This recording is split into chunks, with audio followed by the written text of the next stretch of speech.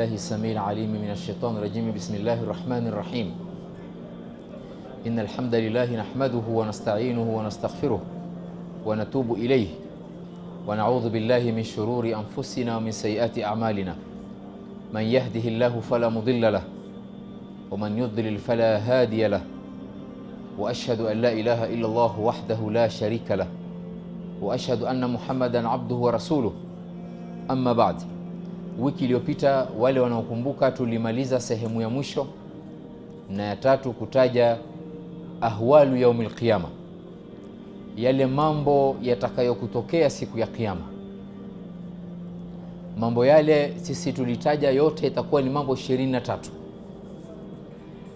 na baadaye mimi wiki hii inshallah nitawakumbusha mambo yale, nitayaweka kwenye grupu baadaye tujikumbushe tupate faida ndani yake. Tukahidi kwa leo sisi tutataja vipi mtu atapata amani siku ngumu kama hiyo. Darsa hii ni muhimu sawa na kila darsa inayofanana na hii, kila tukimaliza steji za kwenda kwa Mwenyezi Mungu. Sisi tulipozungumza kuhusu dunia tulitaja vipi mu'min anaishi duniani, mambo 6 nilitaja. Tulipoingia kwenye mauti nilitaja vipi mtu atapata husnul khatima, mambo ambayo ukiyafanya yatakuondosha duniani vizuri. Alafu kaburini, tulipoingia kwenye kabr tulisema vipi mtu anaokoka na adhabu ya kabr. Jambo la 4 ilikuwa ni nafkhu fi sur, malaika yule mwenye kupuliza baragumu. Vile vile tulieleza, Mtume ametueleza tuseme nini. Hadithi moja tu tulitaja hapo. Jambo la 5 ilikuwa ni alhashru wan nashr, kufukuliwa kutoka makaburini na kukusanywa biladu Sham. Tukikusanywa sisi na tukitoka makaburini ndio tutapata ahwalu yaumil qiyama, stage yetu ya 6, vipi mambo yatakayokutokea. Kabla sijaenda kwenye stage ya 7, ni muhimu kuelezana vipi mtu ataokoka ama atapata amani siku ngumu kama hiyo.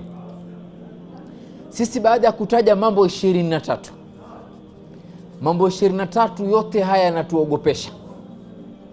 Watu wanafufuka wakitembea na vichwa vyao, watu wanafufuka wakijigeuza, watu wanafufuka wakiwa vipofu, watu wanafufuka wanapanda ngamia mmoja, na mambo tuliyataja 23. Imefika wakati kuelezana kwa nini mambo gani yatatupatia amani. Kuna watu ambao kwamba kuna mambo lao sisi tutayafanya hapa duniani, basi tukifufuka hatuoni zile vituko, hazitufikii sisi. Tutakuwa tunaona watu wakiipata shida, tutaona ardhi ikishikwa na Mwenyezi Mungu, tutaona mbingu zikipasuka, tutaona jua likizama, hakuna tena jua, hakuna tena mwezi, nyota zinaanguka, bahari inapasuka, wanyama wa msituni wanakuja mjini, ngamia wale hakuna mtu anayewataka, wa idhal ishara utilat. Lakini kuna watu watapata amani, watafufuka wakaburini. Tukifika stage yetu ya 8 hisab, nilitaja jambo hili wiki iliyopita na nimekuwa nikilitaja sana kwa sababu ya umuhimu wake. Kuna watu wakifufuka tu makaburini, Mwenyezi Mungu atawatuma malaika wawalekeze watu wale moja kwa moja mpaka janna, hawana hisabu. Watu hawa wana sifa 4. Nitastaja sifa 4 tukiingia kwenye masala ya hisabu, kuonyesha hili ni kundi vile vile halipati ahwalu yaumil qiyama. Siku hii ikifika, siku ya hisabu, Mwenyezi Mungu Subhanahu wa Ta'ala atawaita watu. Atasema kwenye suratu Zukhruf, Mwenyezi Mungu atasema ya ibadi, enyi waja wangu. Waja wangu hawa sio watu wote, hawa ni wale waja wa Mwenyezi Mungu wema peke yao. Mwenyezi Mungu atamwambia ya ibadi la khawfun alaykum alyawm, leo nyinyi msiogope, wala antum tahzanun, wala msiwe na huzuni. Khauf ni jambo ambalo kwamba hujui litakuja vipi mbele, na huzn ni jambo ambalo kwamba lishapita. Mwenyezi Mungu amekusanya mambo yote haya mawili kwa kundi hili la watu wema. La khawfun alaykum alyawm, leo msiwe na wasiwasi, msiwe na hofu, kwa sababu kutakuwa na vitu vitakuja baadaye. Wala antum tahzanun, wala msiwe na huzuni. Mwenyezi Mungu anasema tena kuhusu watu ambao watapata amani siku hiyo, Suratun Naml. Mwenyezi Mungu anasema wahum min faza'in yawmaidhin aminun. Siku hiyo mambo hayo 23 yote, lakini kuna watu siku hiyo aminun, watakuwa wakosefu wao. Mwenyezi Mungu anasema tena kwenye Suratul Anbiya 103, la yahzunuhumul faza'ul akbar, siku ya vitisho na kubabaika al-akbar. Tena Mwenyezi Mungu hakusema la yahzunuhumul faza'ul kabir, la, al-faza'ul akbar, kule kuogopa sana, vitisho vikubwa sana.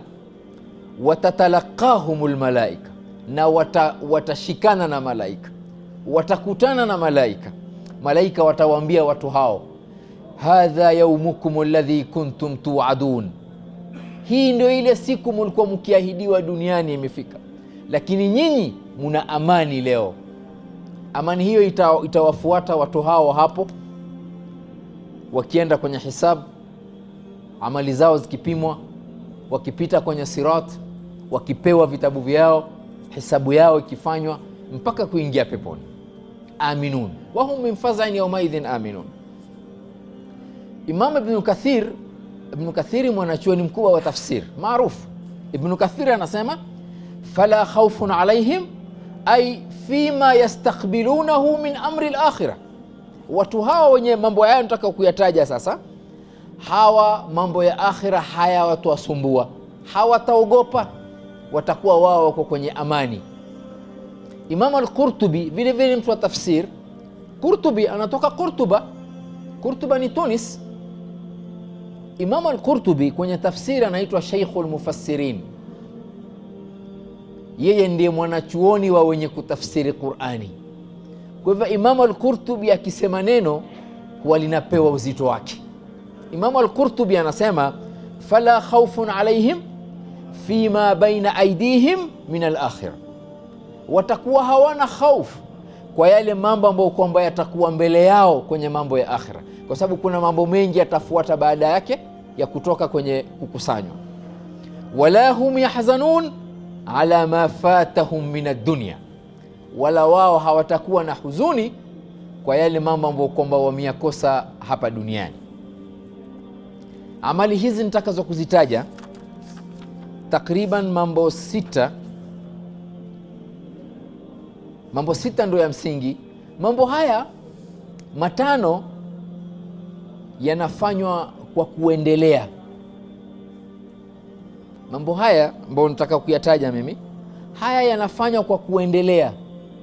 Mtu aweza kwamba baada ya darasa leo akafanya mambo haya wiki moja, wiki ya pili, alafu akasahau, kwa sababu ya hii dunia ilivyo. Hii dunia hii inafanya sisi tusahau mambo ambayo kwamba yatatuokoa kwenda akhira. Rabbi nasema kwenye lecture ya dunia tulizungumza kwamba hii dunia, mu'min ni bridge. Yeye anaitumia dunia kujenga akhira. Yeye yuko duniani lakini macho yake yanaangalia akhira. Na hivyo ndivyo watu wema walivyoishi, na hivyo ndivyo masahaba walivyoishi. Ile dunia ilipokuja kwa wao, hawakuisikiliza dunia, Mwenyezi Mungu akaituma dunia iwatumikie hao. Na hiyo ndio siri. Mtu akiona dunia inamfuata, akiachana na dunia, Mwenyezi Mungu anaituma dunia imfuate huyu katika kila kitu, katika biashara, katika maisha, katika ilmu, katika kila kitu. Dunia ikija, mtu haifuati dunia, Mwenyezi Mungu sasa anaituma dunia imfuate huyu sasa, dunia inasikiliza anavyosema. Mfano Abdurrahman bin Auf. Abdurrahman bin Auf anajulikana ni katika wale wafanyabiashara wakubwa sana wakati wake, lakini hebu angalia, Abdurrahman bin Auf ni katika masahaba 10 waliobashiriwa pepo, na yeye ni mfanyabiashara. Ni kwamba katika biashara yake alichunga dunia isimpoteze. Akisikia haya ala aljihad, alikifunga duka lake, alikifunga biashara zake, akienda uwanjani. Abdurrahman bin Auf ukiangalia maisha yake, anakwambia mimi nilikuwa na shangaa Mwenyezi Mungu anavyonibariki, mpaka naogopa nikifungua mawe, nikiondoa mawe naweza kupata dhahab na fedha, kwa sababu dunia ilikuja. Abdurrahman bin Auf akawa haisikilizi dunia, Mwenyezi Mungu akaituma dunia ikawa inamtumikia Abdurrahman bin Auf. Na Uthman bin Affan ni hivyo, na Muadh ibn Jabal ni hivyo, na Mtume ni hivyo, na Abu Bakar ni hivyo, na masahaba wa Mtume na watu wema walikuwa hivyo. Sasa mambo haya 6 haya yanafanywa kwa kuendelea. Jambo moja linatokea tu mara moja kwenye umri wa mtu. Jambo la kwanza ambalo linampatia mtu amani siku ya Kiyama, ahwalu yaumil qiyama, kwake yeye hazina tatizo. Alistiqamatu ala tauhid alkhalis, mtu kubaki katika tauhid. Tauhid ni nini? Kumpwekesha Mwenyezi Mungu Subhanahu wa Ta'ala katika ibada na katika kila kitu. Hiyo ndio maana ya alistiqamatu ala tauhid. Mtu aweza kwamba ana tauhid leo, anamwabudu Mwenyezi Mungu hivi sasa, lakini akitoka hapa akamfanyia Mwenyezi Mungu shirk, akamshirikisha Mwenyezi Mungu, na yeye ametoka kuswali, ametoka kusujudu. Ni hatari ile shirk, ikatuharibia tauhid. Ndio hawa wanasema alistiqamatu ala tauhid, kubaki imara katika tauhid, kumpokesha Mwenyezi Mungu Subhanahu. Sikiliza hii aya, Mwenyezi Mungu anasema kwenye suratul Maida aya 142, wama yu'minu aktharuhum billahi illa wahum mushrikun. Kuna mtu amwamini Mwenyezi Mungu lakini yeye mushrik, kwa sababu ana mambo anayafanya ya shirk na yeye anamwamini Mwenyezi Mungu Subhanahu.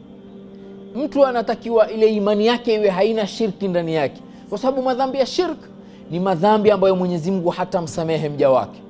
Inna Allah yaghfiru dhunuba jami'an, sahih, lakini inna Allah la yaghfiru an yushraka bihi wa yaghfiru ma duna dhalik.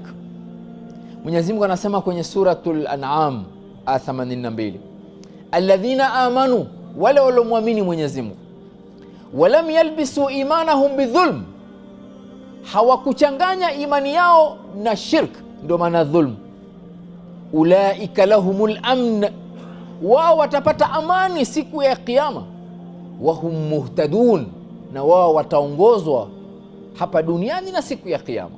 Hapo Mwenyezi Mungu amesema mtu kuamini peke yake haitoshi, lakini walam yalbisu imanahum bidhulm, ile imani yao iwe haitochanganyikana na shirk, ulaika lahumul amn wa hum muhtadun. Mwenyezi Mungu anasema tena suratul Ahqaf aya 12, innal ladhina qalu rabbuna Allah thumma istaqamu fala khawfun alayhim wala hum yahzanun, wao hawana khawf siku ya Kiyama wala hawatahuzunika. Aya nyingine Mwenyezi Mungu anasema suratul Baqara aya 112, bala man aslama wajhahu lillahi, yule aliyejisalimisha nafsi yake kwa Mwenyezi Mungu, wa huwa muhsin, na yeye ana ihsan, amefikisha daraja ya ihsan, falahu ajruhu inda rabbih wala khawfun alayhim wala hum yahzanun. Suratul Naml aya 89, Mwenyezi Mungu anasema man jaa bil hasanati falahu khairun minha wa hum min faz'in yawma idhin aminun. Alhasana ni wema kwenye Kiarabu, lakini Abdullah ibn Mas'ud, sahaba Abdullah ibn Mas'ud na Abdullah ibn Abbas wanasema alhasana la ilaha illa Allah. Hasana ni la ilaha illa Allah, mtu awe hamwabudu isipokuwa Mwenyezi Mungu, hamfanyii Mwenyezi Mungu shirki, ndiyo man jaa bil hasana. Mtu akani bitauhidi wal ikhlas, kama unavyosema Qatada, man jaa bil hasana ay bil ikhlasi wa tauhid.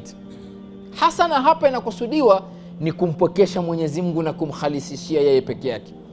Huyo ndio sasa wahum min faz'in yawma idhin aminun, wao watapata amani siku ya Kiyama. Hili ni jambo la kwanza, kumpokesha Mwenyezi Mungu na usimshirikishe, ubaki katika tauhid. Jambo la pili kumechanganywa mambo matatu pamoja, lakini yote ni jambo la pili. Almuttaqun alladhina amanu wa amilu salihat, mtu akawa na takwa, akamwamini Mwenyezi Mungu na akafanya wema. Mambo yote haya matatu yako kwenye kitu kimoja, kumwogopa Mwenyezi Mungu, alafu mtu akamwamini Mwenyezi Mungu, alafu na akafanya mambo mema. Mtu huyu vile vile atapata amani siku ya Kiyama, zile ahwalu yaumil qiyama, kwa sababu yana mambo matatu haya, yeye hana tatizo na ahwalu yaumil qiyama. Mwenyezi Mungu anasema suratu Zukhruf aya 68 mpaka 69, ya ibadi, Mwenyezi Mungu anawaambia enyi waja wangu wema, la khawfun alaykumul yawm, leo msiogope, wala antum tahzanun, wala msihuzuniki, alladhina amanu biayatina, wale walioamini dalili za Mwenyezi Mungu, wakanu muslimin, na wakaufuata Uislamu wote kiukamilifu. Kwa sababu sisi tumeamrishwa kufuata Uislamu wote. Ya ayyuhalladhina amanu dukhulu fi silmi kafa, ingieni kwenye Uislamu wote. Ndio hapo Mwenyezi Mungu wakanu muslimin anasema, wakawa ni Waislamu, yani wakaufuata Uislamu kwa ukamilifu. Aya nyingine Mwenyezi Mungu anasema kwenye suratul Baqara aya 277, innal ladhina amanu, wale walioamini Mwenyezi Mungu, wa amilu salihat, na wakafanya wema, wa aqamu salat, wakasimamisha swala, wa atau zakat, na wakatoa zaka, lahum ajruhum inda rabbihim, watapata thawabu zao za hayo. Isitoshe, wala khawfun alaihim wala hum yahzanun, hawatopata khaufu wala kuhuzunika siku ya Kiyama. Mwenyezi Mungu hapa anawaita ya ibadi kwa sababu ya kuonyesha huruma zake Mwenyezi Mungu Subhanahu wa Ta'ala. Na imani ni yale mambo sita, zile nguzo za imani sita, antumina billahi wa malaikatihi wa rusulihi wa kutubihi, miongoni mwao jambo hili tunalizungumza, wa antumina bil yawmil akhir bil qadari khairihi wa sharrihi. Na hapa duniani kuna mtu yeye si Muislamu lakini anafanya wema. Hapa sisi tumesema wa amilu salihat, yeye anafanya salihat lakini hajamwamini Mwenyezi Mungu.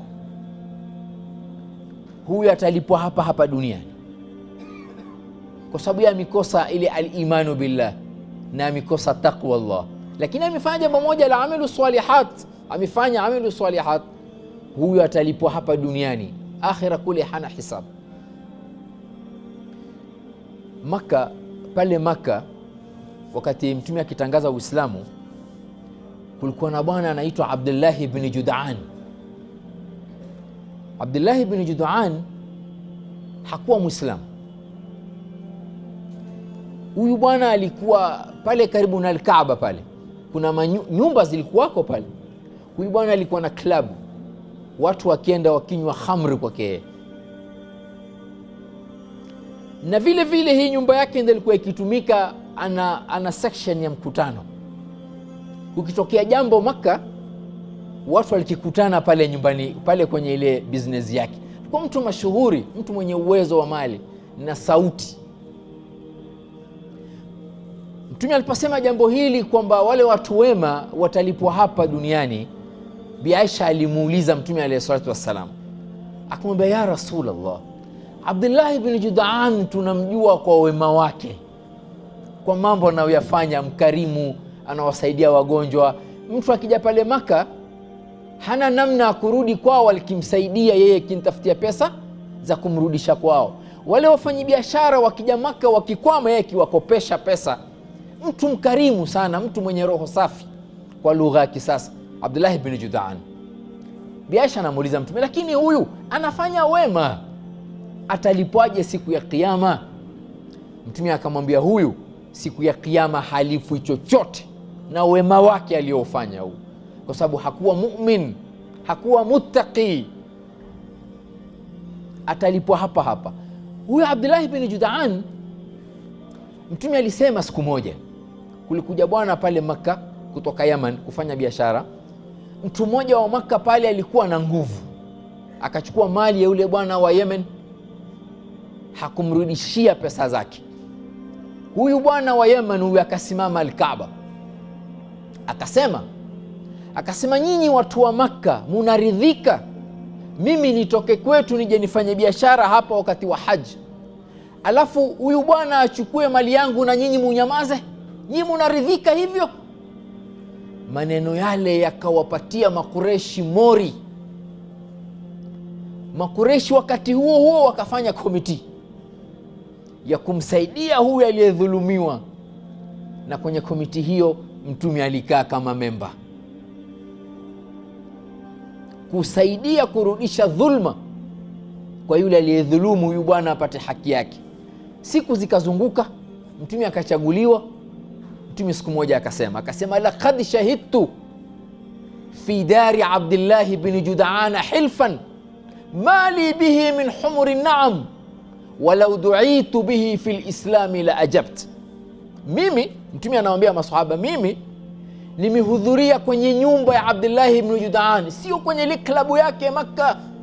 Mtume alikuwa very clear kwenye hadithi hii, laqad shahidtu fi dari Abdullah ibn Judaan, mimi nilihudhuria nyumbani kwake, ili isipatikane siku mtu akasema Mtume aliingia klabu. Ndio Mtume akasema laqad shahidtu fi dari Abdullah ibn Judaan hilfan, mimi nimehudhuria nyumbani kwake, lakini mapatano hilfan mali bihi min humuri na'am, mimi nilikuwa sipati posho, sina lawa sintapewa. Humuri na'am ni wale ngamia wa Makka wekundu ambao kwamba Wakureshi walikuwa wakiwatukuza sana. Mimi nilikuwa sipati chochote kwenye mkutano ule, na leo mimi ni Mtume, wala udu'itu bihi fil islami la ajabt. Leo mimi ningeitwa kwenye mkutano kama huo leo ningehudhuria. Hii ni message kwa Waislamu kwamba ikitokea mambo ya mtaani, kuondoa mambo ya drugs, wanafaa waingie. Kuleta amani tunakoishi, Waislamu wanafaa waingie. Kusaidia kuhusu mambo ya vijana, tunafaa kuingia sisi. Hata kama tutafanya na wasiokuwa Waislamu, tutaweka masharti sisi kama Waislamu. Ndio Mtume anasema walau du'itu bihi fil islami la ajabt, mimi lau ningeitwa kwenye kikao kama hicho leo, mimi ningehudhuria. Huyu Abdullah ibn Judaan alikuwa mtu mzuri, lakini siku ya kiyama hana chochote.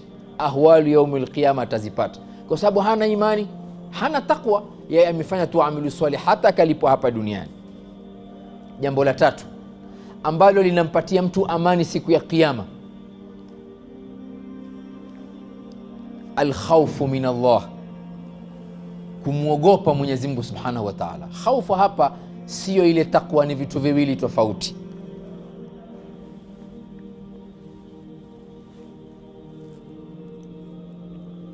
Alkhawfu min Allah, kumwogopa Mwenyezi Mungu Subhanahu wa Ta'ala. Mtu akimwogopa Mwenyezi Mungu hapa na kusudiwa ndio mtu ahisi ukubwa wa Mwenyezi Mungu, asimkosee. Hiyo ndio maana ya khaufu, istisharu adhamatillah. Mtu akahisi kwamba Mwenyezi Mungu ni mkubwa, Mwenyezi Mungu ana cheo, kwa hivyo mistaki kumkosea Mwenyezi Mungu Subhanahu. Alkhawfu min Allah.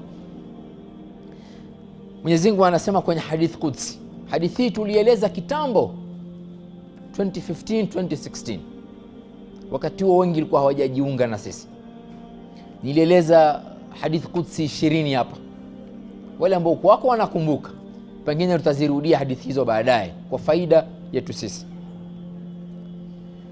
Mtume anasema kwenye hadithi hii Qudsi, qala Allahu azza wa jalla, Mwenyezi Mungu anasema, wa izzati, Mwenyezi Mungu anaapa kwa utukufu wake akisema, la ajma'u ala abdi khawfaini wala amnaini. Mimi, Mwenyezi Mungu anasema, mimi simpatii mja wangu kuogopa mara mbili, wala khaufu mara mbili, wala amani mara mbili. Simpatii mja wangu khaufu mbili na amani mbili, ni uchukue kimoja tu. Mwenyezi Mungu anasema, idha khafani fi dunya, huyu mja wangu akiniogopa hapa duniani, amintuhu yauma alqiyama, mimi nitampa amani siku ya Kiyama. Wa idha aminani fi dunya, na akiwa yeye atajiamini hapa duniani, akhaftuhu fil akhirah, siku ya Kiyama mimi nitamuogopesha. Hadithi ni sahihi, mpokea Ibn Hibban, kumpokea Abu Huraira na Al-Baihaqi na Al-Bazzar. Mwenyezi Mungu anakusudia nini kwenye hadithi hii? Anakusudia kumwambia mu'min na Muislamu na mtu yote wa kawaida, mtu hapa duniani amuogope Mwenyezi Mungu Subhanahu. Kipindi atakachokuishi hapa duniani ndio siku ya Kiyama apate amani. Yeye atakuwa hapa ataishi na hofu, lakini kule atapata amani. Haiwezekani apate hofu hapa na hofu siku ya Kiyama, na haiwezekani apate amani hapa na amani siku ya Kiyama. Lakini yule ambaye kwamba yeye atajiamini, atafanya mambo yake anavyotaka yeye, akhaftuhu yaum alqiyama, Mwenyezi Mungu atamtia kwenye ahwalu yaum alqiyama, siku ya Kiyama. Kwenye suratul Insan, suratul Insan ile inaitwa suratul Dahr vile vile, aya 10 mpaka ya 11, Mwenyezi Mungu anasema inna nakhafu min rabbina, sisi tunaogopa kwa kutoka kwa Mola wetu, yauman abusan kamtarira. Hawa wana hofu hapa duniani, siku abus, siku yenye shida zile tulizozitaja 23. Kamtarira, siku ya taabu tumitaja sisi yale mambo 23 yote, abusan kamtarira, kwa sababu hapa duniani wao waliogopa. Aya inasemaje mbele? fawaqahumullahu sharra dhalika alyawm, Mwenyezi Mungu akawapatia amani shari ya siku hiyo. Walaqahum nadhratan wa surura, na wakakutana na neema. Neema ndio maana nadhratan wa surura, na furaha. Tutataja neema sisi stage inayofuata kuhusu masala ya, baada tumeshatoka kwenye masala haya ya fadhal akbar, kuna jambo litakuja hivi sasa. Hapo ndo tutapata furaha sisi na neema kutoka kwa Mwenyezi Mungu Subhanahu. Khaufu hii ndio inamfanya ule mu'min nafsi yake isimpeleke kule pabaya. Ndio yeye hii khaufu ndio itamzuia asiteleze, na akiteleza tu anaomba tauba ya kweli, kwa sababu hapa duniani sisi tunaanguka. Hapa duniani tunadanganywa, Iblis na dunia na marafiki na cheo na ilmu na pesa na mfano wake. Mtu atakiwa akianguka tu afanye haraka kusimama, afanye tauba. Na sisi duniani tunafaa kuogopa vitu vitatu. Sisi tunafaa kuogopa kwanza alkhawfu min Allah, kumwogopa Mwenyezi Mungu mwenyewe. Jambo la pili, tunafaa kuogopa alkhawfu min makrillah, kuogopa na ule utaratibu wa Mwenyezi Mungu Subhanahu. Ndio maana makr, yale mambo Mwenyezi Mungu aliyoyapanga hapa duniani yanaweza yakatokea mtu bila kushtuka, asijue yanapotokea vipi. Mtu anaweza kuamka mu'min, kabla jua halijazama akawa yeye amshakuwa kafir. Katika alama za Kiyama, yusbihu ar-rajulu mu'minan wa yumsi kafiran. Anaamka mu'min, anaswali fajr, lakini hapa katikati hapa ukatokea mambo, wa yumsi kafiran, jua likizama yeye ashakuwa kafir. Alkhawfu min makrillah. Mtume anasema kwenye hadithi nyingine, mtu anafanya amali njema hata yakuna ma baina wa baina aljannati illa dhiraa, yeye na pepo ni dhiraa tu. Yani maana yake nini? Akiaga dunia mtu mzuri, fayasbiquhu alkitab fayamalu biamali ahli an-nari fayadkhulaha, akafanya amali za watu wa motoni akaingia motoni, na yeye amekuwa muumini siku zote, lakini fayasbiquhu alkitab. Ndio alkhawfu min makrillah. Mimi nilisema siku moja hapa, nakisimulia kisa tena hiki. Kwenye uwanja wa vita wakati wa Mtume alayhi salatu wassalam, kuna bwana alikuwa akipigana kwa ushujaa sana. Masahaba wakaja wakamsifu yule bwana kwa Mtume kwamba fulani tumemwona mashallah anapigana kweli kweli, anatafuta shahada. Mtume akamwambia huwa finnar, ni mtu wa motoni. Ala, mtu yuko anapigana uwanjani na Mtume finnar. Sahaba mmoja hakuamini, akawa anamfuata yule bwana anavyoona anapigana. Bahati mbaya akapigwa upanga hapo kwenye karibu na kwenye uso wake hapo. Akakaa kando kwenye vita, akasema mimi siwezi kuishi na kovu, siwezi kuishi na skaa hapo kwenye uso wangu.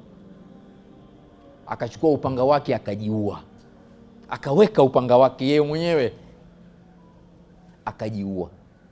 Yule bwana akasema sadaqa Rasulullah, mtume kweli amesema kweli kwamba huyu finnar na ametoka kupigana jihad.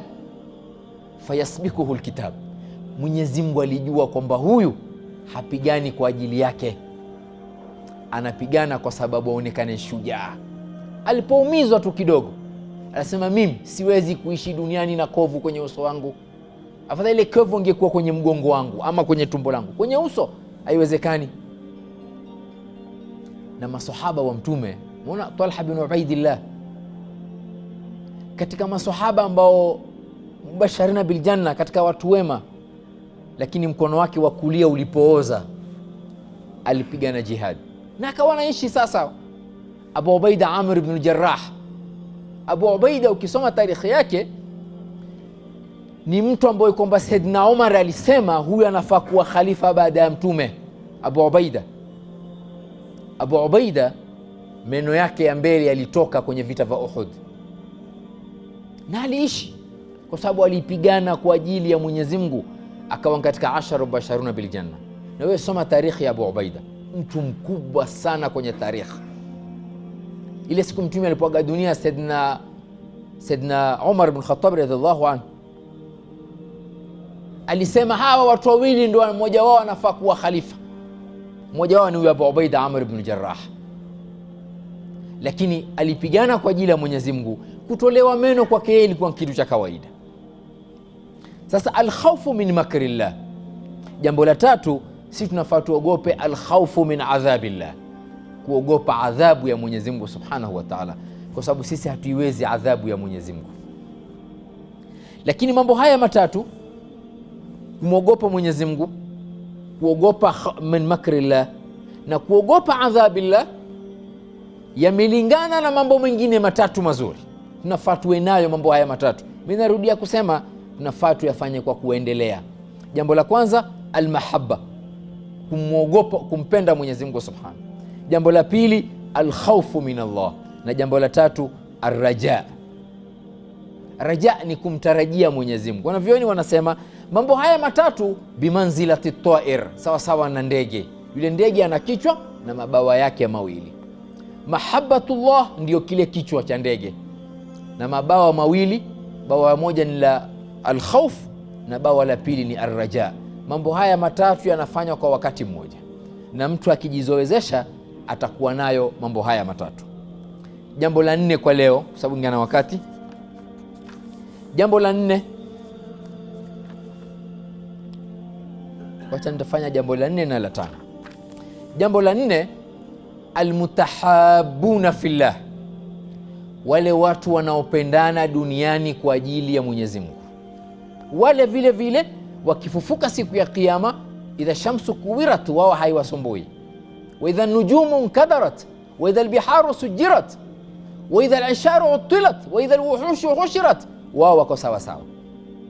Kupendana kwa ajili ya Mwenyezi Mungu. Hawa wanapendana makabila tofauti, kala tofauti, kisomo tofauti, wamezaliwa tofauti, lakini kitu kilichowafanya wao wawe pamoja ni kumpenda Mwenyezi Mungu Subhanahu wa Ta'ala peke yake. Mtume anasema kwenye hadithi ilipokiwa na sahih, Mtume anasema hum unasun min afnani nnas, wao ni watu kati ya watu wengine wa kawaida. Wanawazi'il qabail, makabila yao tofauti. Lam tasil bainahum arhamun mutaqariba, hata ukoo ni tofauti. Tahabu fillah, lakini hawa walikuwa ndugu wakapendana kwa ajili ya Mwenyezi Mungu. Watasafau, na wakasafishana roho, wakasafiana nyoyo. Yadha'u Allahu yawma al-qiyama manabir min nur, Mwenyezi Mungu siku ya Kiyama ataweka viti maalum kwa hawa wanaopendana duniani kwa ajili ya Mwenyezi Mungu. Fayaj'alu wujuhahum wa thiyabahum nuran, kwenye nyuso zao zitakuwa na nuru na nguo zao zitakuwa zikitoa nuru.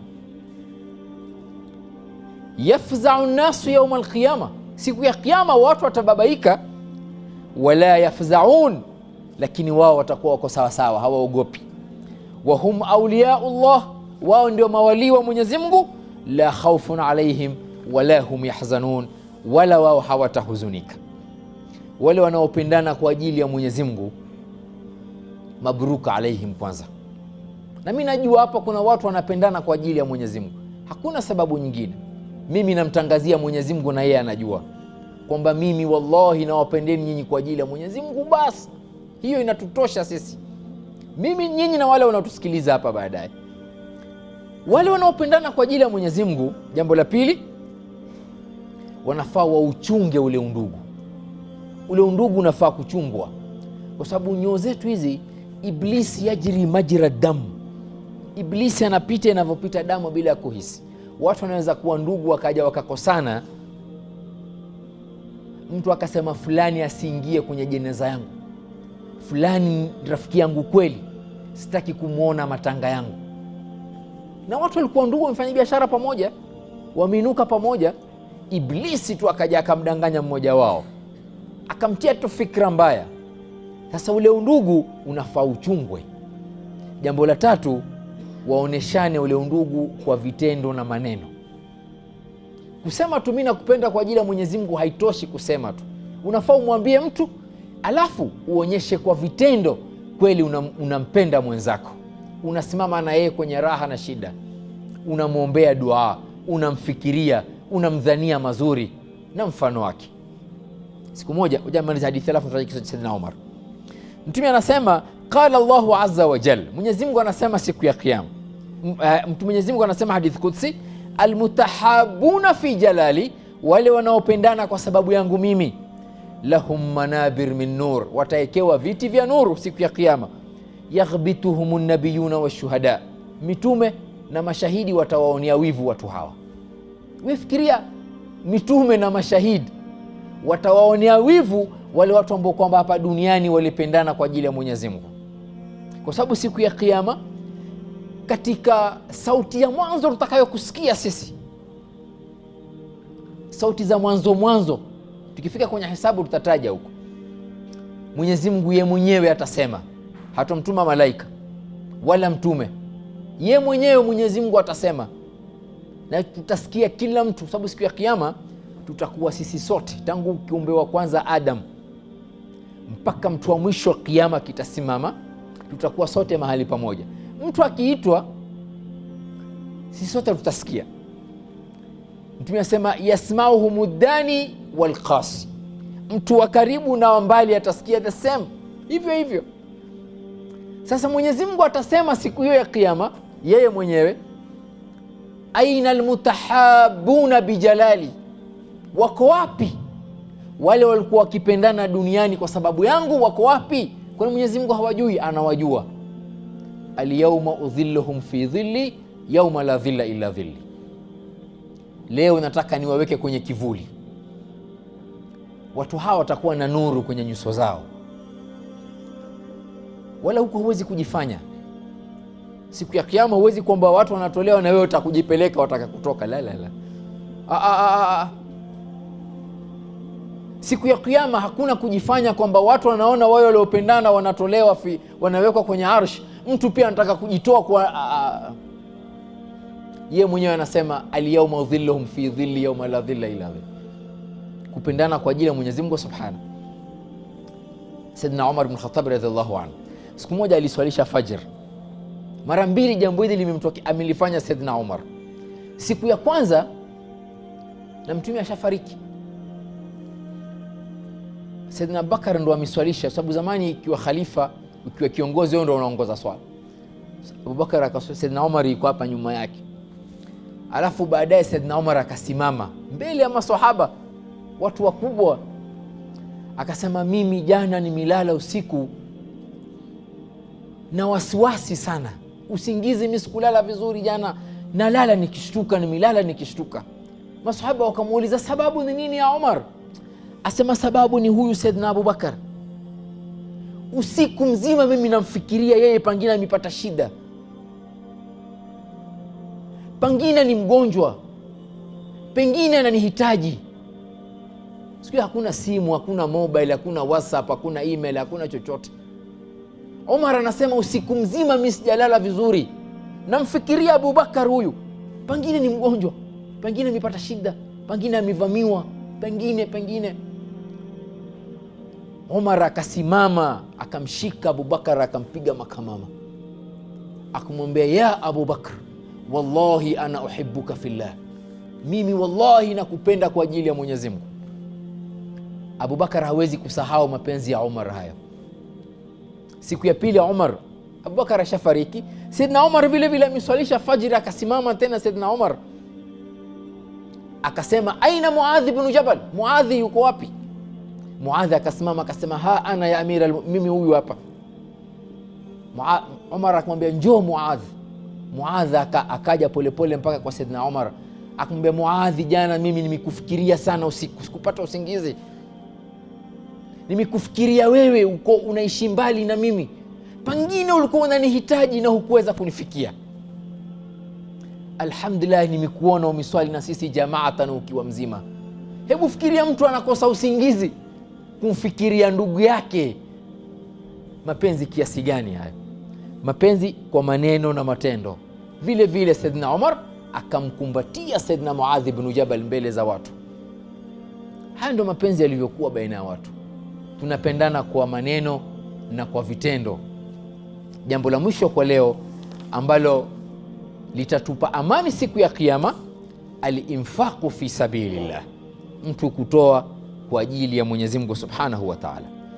Jambo hili vile vile linafanywa kwa ndio mambo matano ambayo kwamba yanafanywa kwa kuendelea. Al-infaqu fi sabilillah ndio jambo la mwisho. Hii dini inahitaji nguvu. Huu Uislamu huu unahitaji nguvu, na nguvu moja ni nguvu za kutoa, nguvu za mali. Mwenyezi Mungu anasema katika suratul Baqara, alladhina yunfiquna amwalahum fi sabilillah, wala ambao kwamba wanatoa mali yao kwenye njia ya Mwenyezi Mungu, thumma la yatbi'una ma anfaqu mannan wala adha, baada ya kutoa wakanyamaza, wasimsumbue yule aliyempatia kwa maneno, wala adha, wala kumuudhi, lahum ajruhum inda rabbihim, watapata thawabu zao za kutoa, wala khawfun alaihim wala hum yahzanun, vile vile siku ya Kiyama hawana khawf wala huzn. Al-infaqu fi sabilillah, kutoa kwa ajili ya Mwenyezi Mungu Subhanahu. Mwenyezi Mungu anasema tena, hiyo suratul Baqara aya 274, aya mbele tu baada hii, alladhina yunfiquna amwalahum bil-layli wan-nahar, wale wanatoa mali yao mchana na usiku, la usiku na mchana, sirran wa alania, kwa siri na kwa dhahiri, falahum ajruhum inda rabbihim wala khawfun alaihim wala hum yahzanun, wala hawatapata huzni wala hawataogopa. Na walillahi alhamd, sisi kuntum khaira umma, kweli sisi ni umma wa kutoa sana. Ummat Muhammad huu tangu zamani mpaka sasa ila yaumi yub'athun, sisi tunasifika ni umma wa kutoa, lakini kunahitajika kuwe na fiqhu li-infaqi fi sabilillah, ile njia ya kutoa, fiqhu li-infaq ni muhimu. Kama vile kuna fiqhu salat, kuna fiqhu zakat, fiqhu siyam, vile vile kuna na fiqhu al-infaqi fi sabilillah, njia ya kutoa kwa ajili ya Mwenyezi Mungu. Abdullah ibn al-Mubarak, tabi'i mkubwa sana, alikusanya mali kwenda haji na wanafunzi wake. Akifika njiani anaenda, zamani ilikuwa hakuna ndege wala meli, wanatembea karibu, na yeye alikuwa haishi mbali na Makka. Alipokuwa anaishi, anaenda njiani akakuta family haijiwezi, family maskini sana. Akawaambia watoto wake, akamwambia, sisi tunaenda Makka, lakini hii family haina chakula cha kuweka tumboni. Sisi haji yetu ya mwaka huu, ile pesa tuliyofanya tunanunulia hawa chakula. Akachukua pesa za haji akawanunulia hawa chakula, na akawanunulia chakula kingine akawaachia. Akamwambia wanafunzi wake, hadha hajjuna hadha al-am, mwaka huu ndio haji yetu. Alipokuwa nyumbani kwake kulala, alimuota Mtume alayhi salatu wassalam usingizini, na Mtume anasema, man raani fil manam faqad raani, aliyeniota kwenye ndoto ameniota ni mimi kweli. fa inna ash-shaytana la yatamathalu bi, shaitani hawezi kujifanya ni mimi kwenye ndoto. Mtu akimwota mtume ni mtume kweli.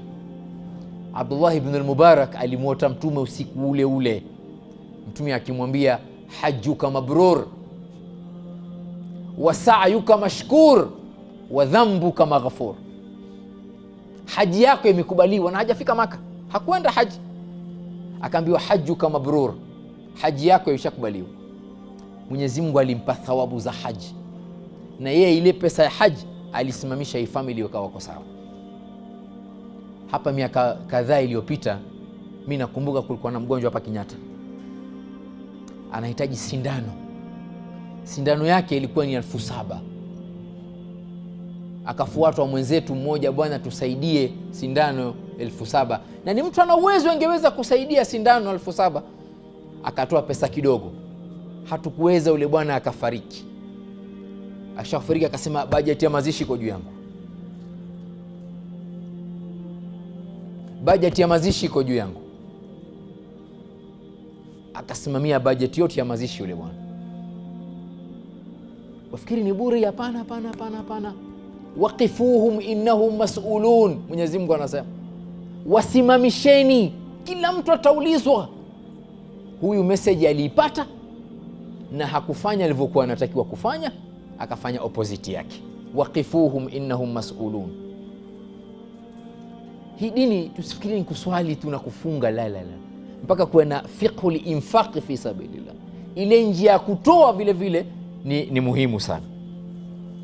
Haya ndio mambo matano ambayo kwamba yanafanya kwa kuendelea. Wacha niyakumbusha mambo matano haya. Jambo la kwanza tumesema al-istiqamatu wa tauhid ala tauhid al-khalis, mtu kuwa na istiqama na tauhid kwa Mwenyezi Mungu Subhanahu. Jambo la pili, kumwogopa Mwenyezi Mungu, kumwamini na kufanya amali njema. Jambo la tatu, al-khawfu min Allah, kumwogopa Mwenyezi Mungu Subhanahu wa Ta'ala.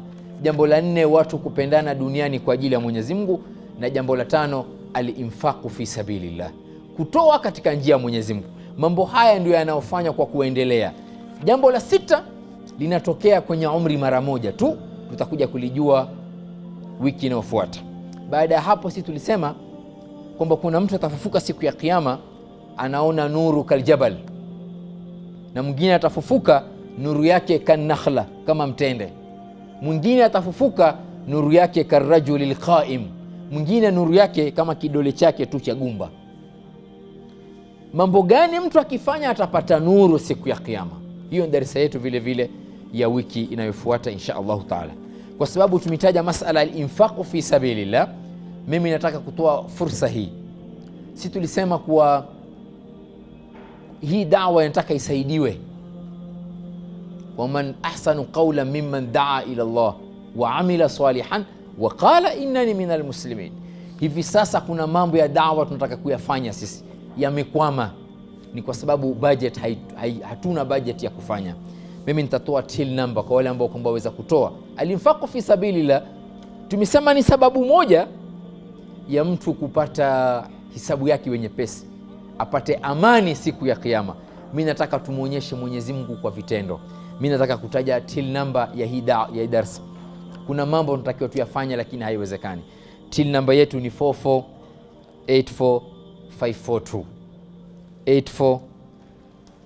4484542. Narudia, till number ni 4484542. Na wale ambao kwamba watachangia kwa kashi vile vile, mlango uko wazi. Salmani yuko hapa. Salmani yuko? Salman kama yuko, Saidi yuko hapa, tusaidiane sote insha Allah taala. Rabbana taqabbal minna innaka antas samiul alim wa tub alayna innaka antat tawwabur rahim. Rabbana la tuzigh qulubana ba'da idh hadaytana wa hab lana min ladunka rahmatan innaka antal wahhab. Allahumma ighfir lil mu'minina wal mu'minat wal muslimina wal muslimat al ahya'i minhum wal amwat. Allahumma ighfir laha warhamha wa askinha fil jannah. اللهم اغفر لها وارحمها واسكنها في الجنة. اللهم إن كانت محسنة فزد لها في إحسانها، وإن كان مسيئة فتجاوز عن سيئاتها. اللهم ثبتها بالقول الثابت، اللهم ثبتها بالقول الثابت، اللهم ثبتها بالقول الثابت. ربنا آتنا في الدنيا حسنة وفي الآخرة حسنة وقنا عذاب النار. سبحانك اللهم وبحمدك، أشهد أن لا إله إلا أنت، أستغفرك وأتوب إليك.